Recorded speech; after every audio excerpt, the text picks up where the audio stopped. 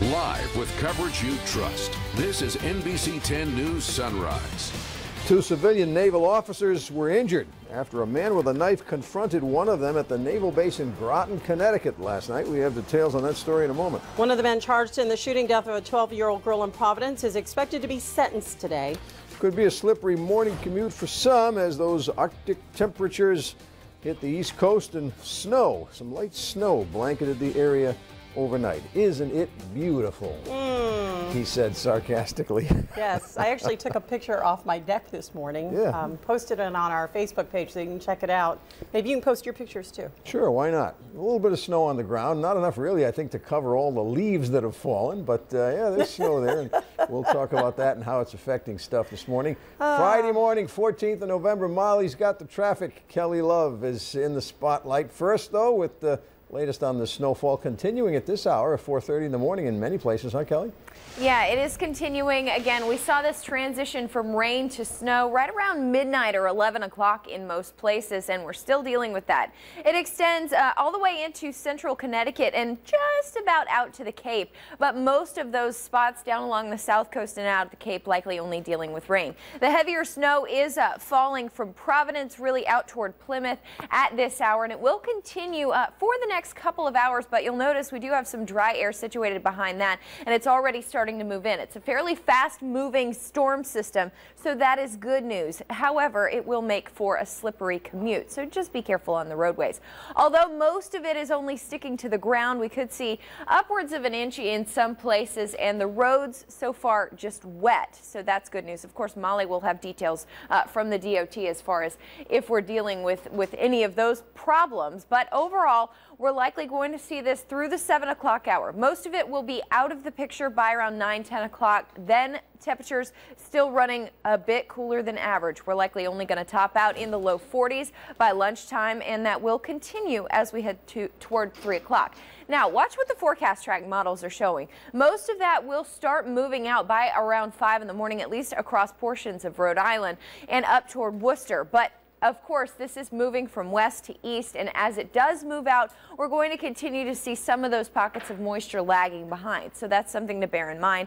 Then we transition to a mostly sunny sky throughout the rest of the day today, but of course, those temperatures still running cooler than average. As far as the forecast is concerned, again, 2 to 3 inches are possible in some of those higher elevations and up to the north, north of Worcester and those spots. But Boston down through most of Providence, down toward the westerly area, we're talking 1 inch, maybe a coating, and then the rest of the area likely only dealing with the rain. And again, it ends around 8 or 9 a.m. The main roads will be wet, could be slushy farther inland.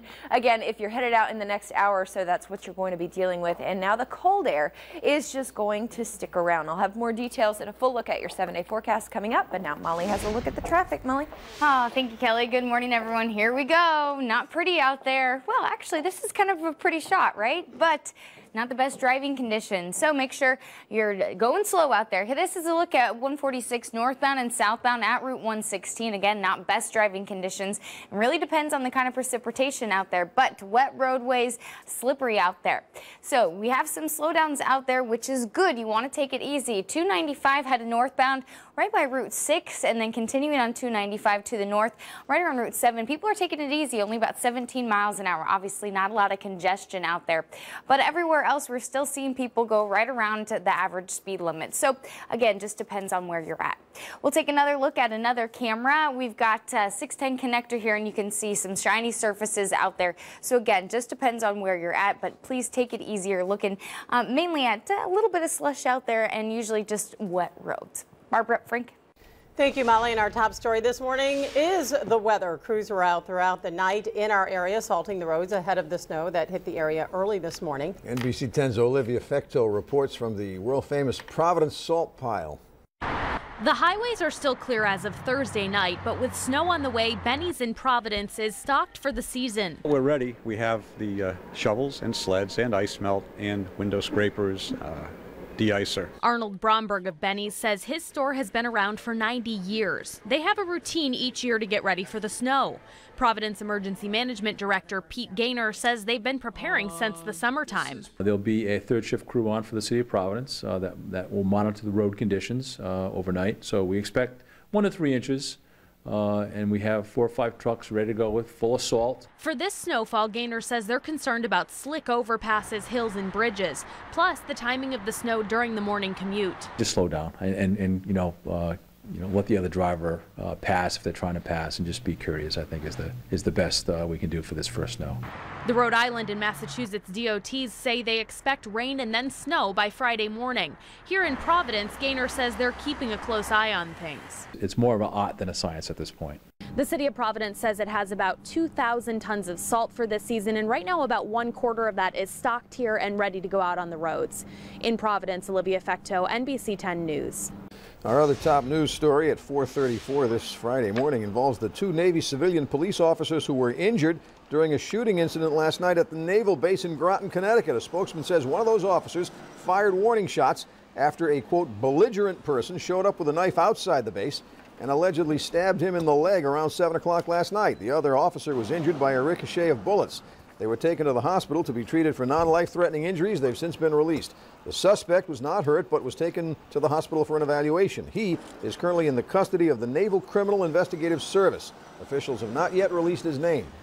A Nebraska medical center is about to receive its 3rd Ebola patient. This is the same facility that treated Providence native Ashoko Mukpo. The latest patient is reportedly a surgeon who's a Sierra Leone national and a permanent resident of the U.S. He's reportedly married to a U.S. citizen. We don't know his name, but the doctor is expected to arrive this weekend from Sierra Leone. It is unclear if he was working in an Ebola treatment unit or some other type of hospital. One of the men charged in the shooting death of a 12-year-old girl in Providence last year is expected to be sentenced today. Angel Valerio is facing up to 13 years in prison for his role in the murder of Inez Vargas.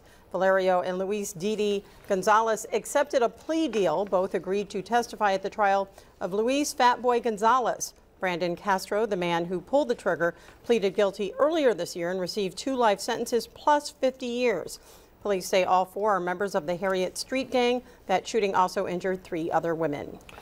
A top Rhode Island state official has not reported to work for about 2 months after a big pay cut and a job change. The NBC 10 I-team has learned he was on paid leave 5 months before that.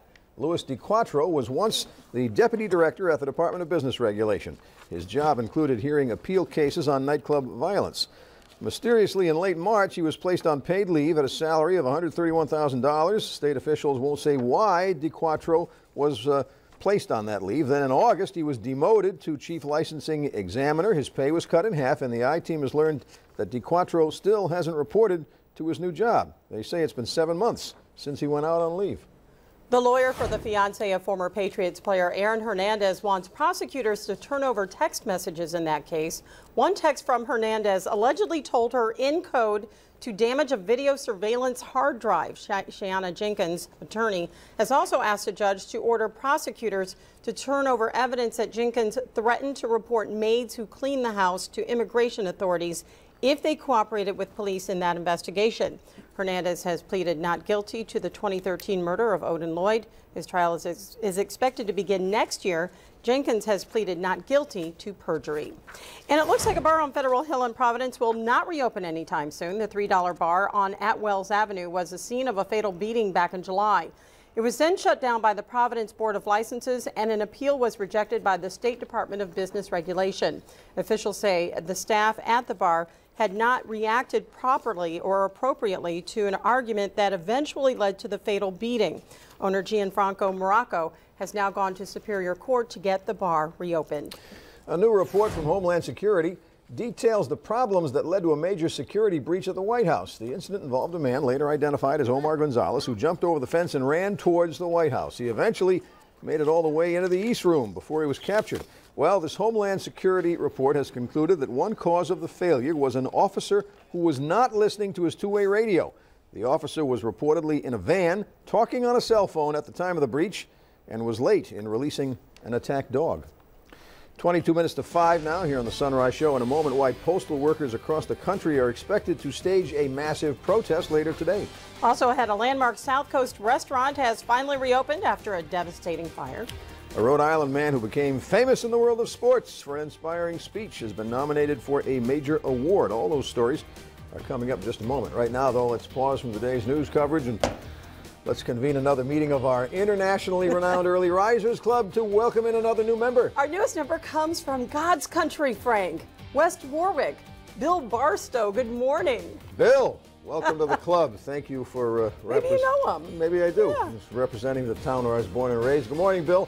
If you want to get your name announced on the air, just go to your Facebook page. And do like Bill did. He said good morning and where he was from on our Facebook page. You do this before 5:30 in the morning, and in the coming weeks, we'll be happy to announce your name on the air just like we did Bill's. Closed captioning on NBC 10 is brought to you by Cardi's Furniture. Nairobi offers same-day mattress delivery 7 days a week.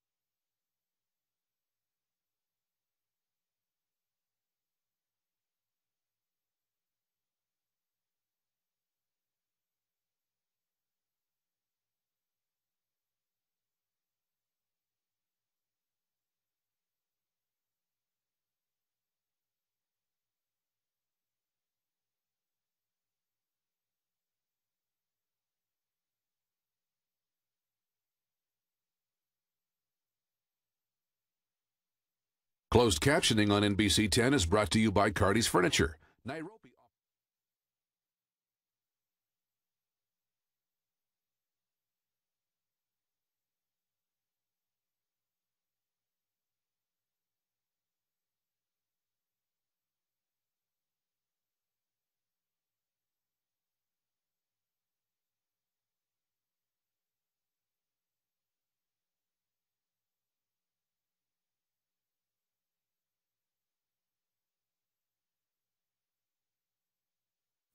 Co-workers are coming to the defense of a secretary who was fired from her job. Yeah, this is that story involving the Providence School Department. The secretary was fired after the student was released to a person who later molested her in Providence. This secretary has won her job back, but the two sides are still debating who's to blame for the whole thing. NBC 10's Brian Crandall reports. Fellow union members of the fired secretary rally outside the Providence School Department offices. They're upset that Linda Lupo is being kept off the job, despite an arbitrator's ruling that she should go back to work at Asa Messer Elementary.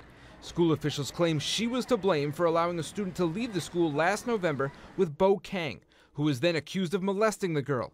Kang was a relative and had been to the school before, but he was not authorized to take the girl home. Lupo was fired a few weeks later, but her union claims she's a scapegoat, that she did call to the girl's class for her to be dismissed when Kang showed up, but Lupo then went on her break before the girl got to the office, and someone else let her leave with Kang. School officials argue Lupo started the dismissal process and it was her responsibility. The arbitrator sided with the union. And the school department spokesperson told me that late yesterday afternoon, the school department did file its official appeal of the arbitrator's ruling that decided that the secretary should get her job back here with full back pay. I'm Brian Crandall, NBC 10 News in Providence. Later today, postal workers across the country, including here in Rhode Island, are expected to stage a protest. They're calling it a national day of action. The postal workers say the Postmaster General is expected to announce cuts to services nationwide today at the last USPS public meeting of the year. The Postal Service is expected to eliminate overnight delivery as of next January 5th, and the postal employees say this will cause major postal delays. 82 mail processing and distribution centers are also scheduled to close on that date, and the protesters don't want to see that happen either. A Superior Court judge in Fall River has ruled that the special mayoral recall election will not be a preliminary one, and current Mayor Will Flanagan's name will be on the top of the Fall River recall ballot, which now includes a total of 10 candidates. Opponents had wanted a runoff election between the top finishers. The special election is being held on December 16th. A Seekonk restaurant that was destroyed by fire 2 years ago is officially reopened. Renovations to the old grist mill cost about $3.5 million. You might recall a tractor trailer overturned and ruptured a gas line, causing the damage. The restaurant was sold out last night, and if you want to come this weekend, the owner suggests, hey, make a reservation. Cumberland Little League head coach Dave Belisle has been nominated for a national award. Belisle captured the nation's attention with his inspirational speech on ESPN after Cumberland's loss that knocked them out of the Little League World Series in August. He's one of over 20 nominees that include Russell Wilson, Greg Popovich, and Michael Sam, just to name a few. Belisle says he's excited about the honor, but at the same time is accepting the nomination on behalf of his players and assistant coaches. I'm very proud of the fact that I did it the right way, but it's easy to do it the right way when you have a great bunch of kids and parents who are so supportive. So it was a team effort, and as you know, great coaches along the way that helped me, and the whole experience was great. To get nominated for sportsmen, I couldn't be happier. I think the word fits my team extremely well. They were true sportsmen. Sports Illustrated will announce the winner of the 2014 Sportsman of the Year competition, if you can call it that, in their December issue. Our 10 Cares Thanksgiving Telethon was a huge success thanks to viewers like you. NBC 10 teamed with the Shaw Supermarkets and the Salvation Army for this year's effort, and we raised more than $57,000 by 7:30 last night. Thank you. We're not done yet, though. You can still donate online at turnto10.com, and you can also drop off all non-perishable items in bins placed at any Shaw's location right up until Thanksgiving week. We hope you do. Thank you very much for all of your support for our telethon. Yesterday was kind of fun having all of our friends from the Salvation Army in Studio B yesterday. Yeah. Mario from the Weekend Sunrise Show joined us as well, and thank you for a good day's work. All right, it's time to check the commute this snowy Friday morning. Molly?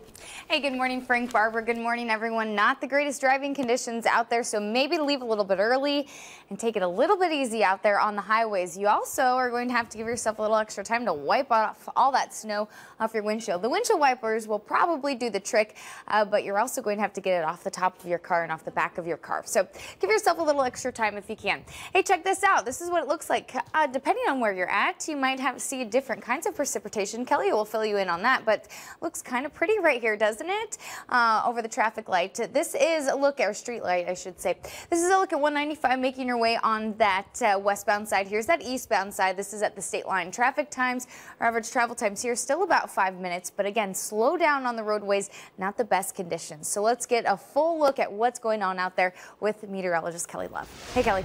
Hey, good morning, Molly. Well, the good news is the snow doesn't look like it's so much sticking to the roads as it is the grass. So just be aware of that as you're heading outside. Take a look at our People's Credit Union Skycam Network Live at Talkwauton on the waterfront. Now, once the sun comes up, we will be able to see some of that snow on the grass at India Point Park, but for the most part, just a cloudy start, a snowy start, and again, with the rain we dealt with last night, kind of a messy kickoff to the weekend. Right now, we are at 33 degrees, so just above the freezing mark. Humidity, of course, 96% on the higher side.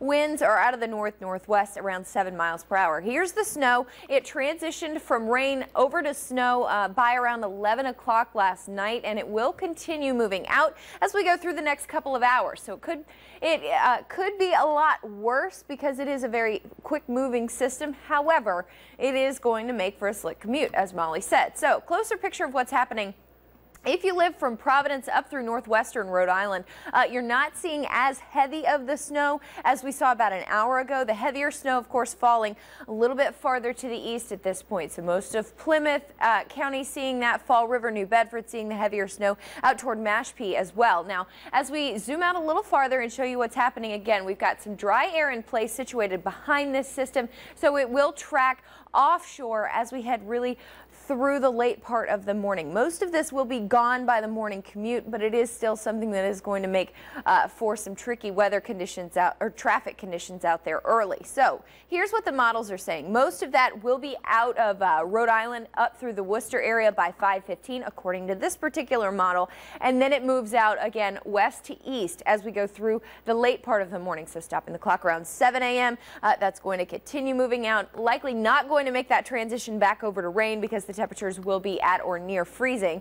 And then we've got dry air that filters in just behind that, so we are looking at a mostly sunny sky for the rest of the day today. So again, could be a lot worse. As far as temperatures are concerned, most places are just above that freezing mark. Now that doesn't mean we aren't still seeing the snow. We're at 32 in Providence and Attleboro, so at the freezing mark there, just above it, Coventry, Richmond, Woonsocket, Fall River at 34 degrees. So definitely grab the coat and be prepared to slow it down on the roadways before you head out this morning. Hour by hour, again, most of this will be plaguing you through the 7 o'clock hour, so as you're heading out to work, but by the time you get there, it will likely be moving out. If you're headed in around 9 o'clock, that's when we are looking to be in much better shape. Then we transition to a mostly sunny sky. Temperatures likely getting into the low 40s today, so a good bit below average for this time of the year.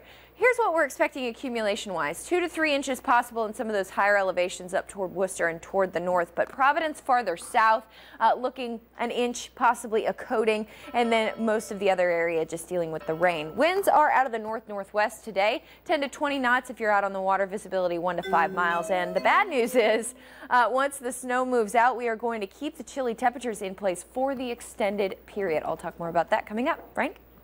All right, Kelly, it's 9 minutes to 5. The Patriots organization is being criticized for a tweet that seemed to mar a big accomplishment. We'll talk about that in just a moment. We'll also talk about why two of the world's rarest types of people met in London for the first time.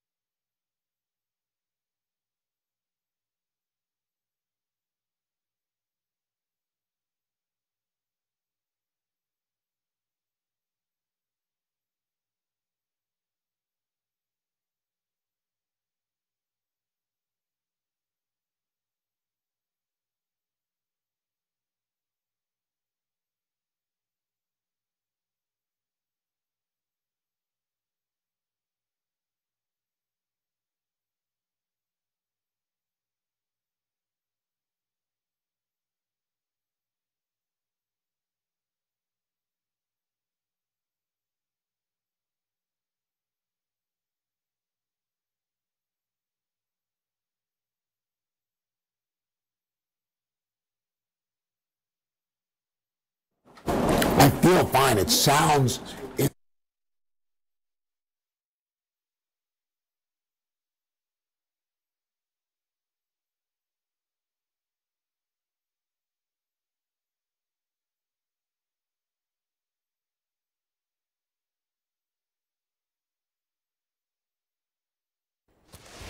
What's on the web today, Molly? Well, sometimes you just have to take the good and the bad news at the same time, and that's just what the Patriots did yesterday. The New England Patriots are now the NFL's most popular Twitter feed.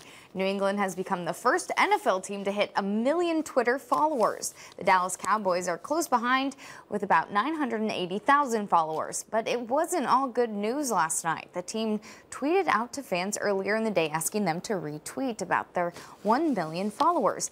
Anyone who did got an image of a Pats jersey with the Twitter handle in place of a name.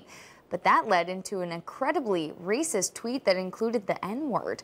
The tweet has since been deleted, and officials say the tweet was automatically generated. In celebration of the 10th annual Guinness World Records Day yesterday, 2 men who hold the world record met in London. The world's tallest and shortest men came face to face. Well, almost. Turkey's Sultan Kosin, who stands at 8 feet, 9 inches tall, met with Chandra Bahadur Dangi from Nepal, who measures up at 21.5 inches tall. Kosin is 31 years old, while Dangi is 74. They posed for a photo outside the House of Parliament in London. Kosin also holds the record for having the biggest hands in the world at just over 11 inches long. Awesome.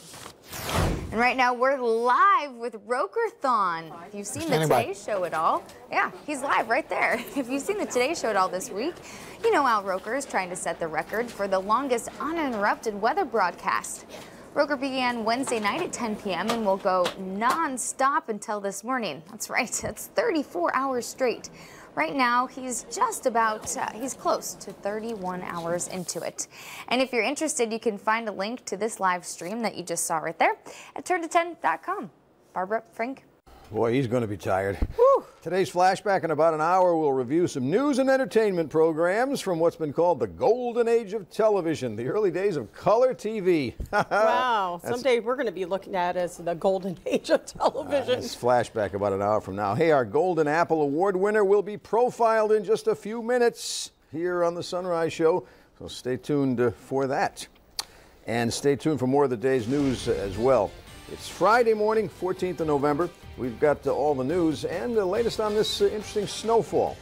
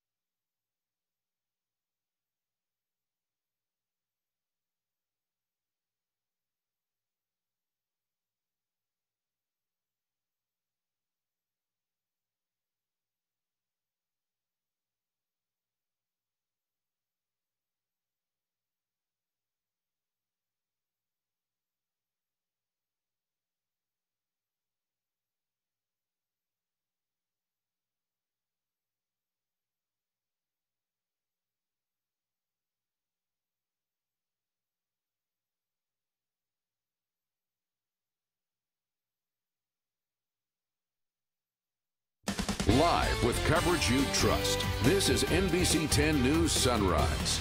2 civilian naval officers were injured last night after a man with a knife confronted one of them at the naval base in Groton, Connecticut. And there's been another doctor who's contracted the Ebola